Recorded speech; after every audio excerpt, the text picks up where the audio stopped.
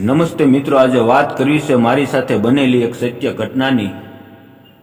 મોટી બેનની સાથે સાથે નાની બેનને પણ મજા કરાવી। મિત્રો, મારું નામ નીરજ છે અને હું સુરતની અંદર રહીને હીરા ઘસું છું। મને એક ભાભી રોજ કામ કરવા માટે તેના ઘરે લઈ જતા। એક વખત હું એને મજા કરાવીને બીજી વાર મજા કરાવતો હતો ત્યારે ભાભીની નાની બહેન, જેની ઉંમર આશરે 18 વર્ષની હતી, તે 12મા ધોરણમાં ભણતી હતી, તેને સ્કૂલેથી વહેલા છુટ્ટી થઈ ગઈ। તે ઘરે આવી અને સીધી ભાભીના રૂમમાં આવી ત્યારે મારો ઢીંગલો ભાભીના ખોળામાં હતો। આ દ્રશ્ય જોઈને તે દોડીને બહાર જતી રહી।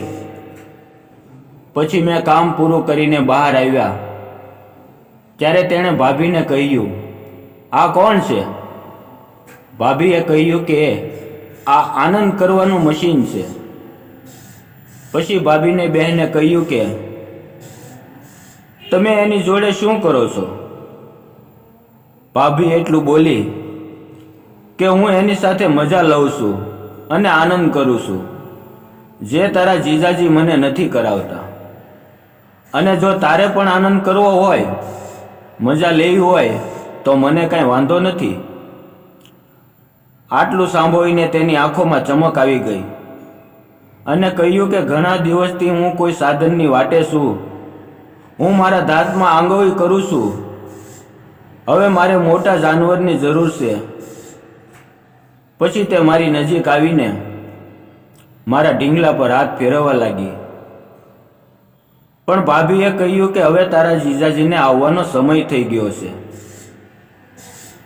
કાલે સ્કૂલથી વહેલા નીકળી જજે, હું આ મદારીને બોલાવી રાખીશ। પછી તેની બેન માની ગઈ। હું બીજે દિવસે તેના ઘરે ગયો તો એની બેન દેખાતી નહોતી। ભાભીએ કહ્યું કે તે આવી જશે, ત્યાં સુધી તું મને ખેલ બતાવ, મને આનંદ કરાવ। અને પછી અમે ખેલ શરૂ કર્યો। ભાભીને 20 મિનિટ ખેલ બતાવ્યો પછી મારું પાણી ભાભીની ઉપર ઢોળાઈ ગયું।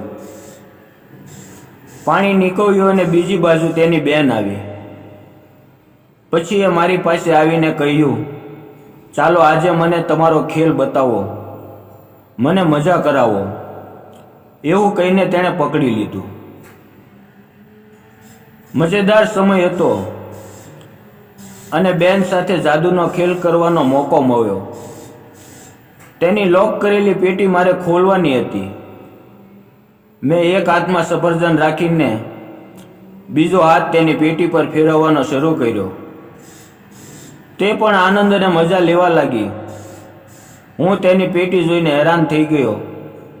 એકદમ ગુલાબી કલરની હતી અને કરવૈયાના જાળા પણ બહુ ઓછા હતા। પછી મેં મેકો જોઈને મારો ઢીંગલો એની અંદર મૂકવાનો ચાલુ કર્યું। મિત્રો, 15 મિનિટની મહેનત કરવી પડી ત્યાં અચાનક ઘરના દરવાજાની ડોરબેલ વાગી। મિત્રો, કહાનીનો આગળનો ભાગ સાંભળવા માંગતા હો તો વિડીયોને લાઈક કરી ચેનલને સબસ્ક્રાઈબ જરૂર કરજો અને કોમેન્ટ બોક્સમાં એક નાની એવી કોમેન્ટ કરો। વિડીયો પૂરો જોવા બદલ તમારો ખૂબ ખૂબ ધન્યવાદ।